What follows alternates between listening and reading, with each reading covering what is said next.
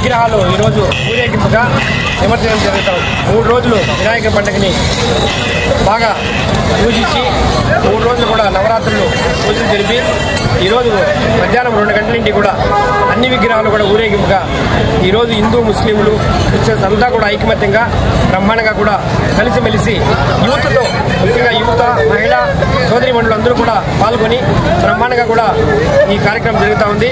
అందరికీ కూడా స్వీట్లు ఇవ్వడము, ప్రసాదాలు ఇవ్వడము, మంచి బ్యాండ్ వాద్యాలతో టపాకాయలు కాలుస్తూ ఈరోజు జరుగుతూ ఉంది. కాబట్టి అందరికీ చాలా సంతోషంగా ఉంది. ఇదే విధంగా సాయంత్రము 6 గంటలకి నిమజ్జనం కూడా జరుగుతుంది. మనకు అదృష్టం ఏమంటే ఇక వాటర్ లేకుండా మనకి నీళ్లు చాలా ఇబ్బందిగా ఉంటే ఈరోజు కృష్ణానది నీళ్లలో మనం నిమజ్జనం చేయడం చాలా అదృష్టంగా భావిస్తున్నాం.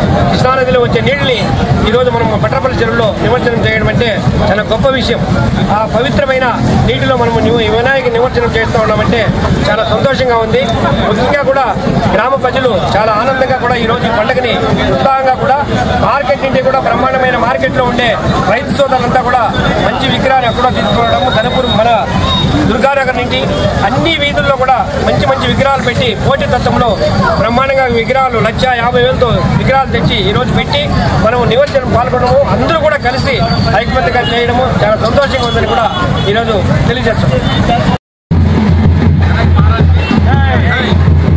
ఈరోజు మండల కేంద్రమైన వీకోటలో వినాయక చతుర్థిని పురస్కరించుకొని ఏర్పాటు చేసినటువంటి విగ్రహాలు 3వ రోజు ఈరోజు మండల కేంద్రంలో శోభాయాత్రగా మొదలయ్యాయి.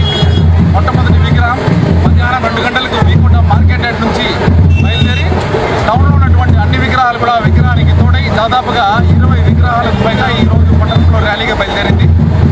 వీకోట పట్టణంలో ఉన్నటువంటి హిందూ బంధువులందరూ కూడా ఈ యొక్క శోభాయాత్రలో పాల్గొని యువకులందరూ కూడా కేరింతల నడుమ మహిళలు పిల్లలందరూ కూడా ఈ యొక్క వినాయక నిమజ్జన యాత్రకి తరలి వచ్చారు.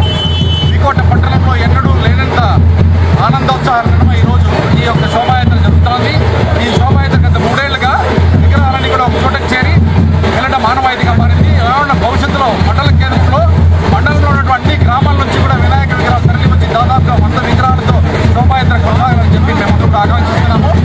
ఈ యొక్క శోభాయాత్రకు మండల కేంద్రంలో ఉన్న ప్రజలందరూ కూడా సహకరించి దిగ్విజయంగా శోభాయాత్ర పట్రపల్లి చెరువులో సాయంత్రం 6 గంటలకు పైగా విగ్రహాలను నిమజ్జనం చేసేందుకు కోసం ఏర్పాట్లు చేశారు. ఈ యొక్క పోలీస్ శాఖ అయితేనేమి, మిగతా ట్రాన్స్పోర్ట్ అయితేనేమి, గ్రామ పంచాయతీ వారు అయితేనేమి అన్ని శాఖలు కూడా ఈరోజు సహకరిస్తున్నారు. ఈ యొక్క నిమజ్జన శోభాయాత్రకు సహకరిస్తున్నటువంటి ప్రతి ఒక్కరికి కూడా వీకోట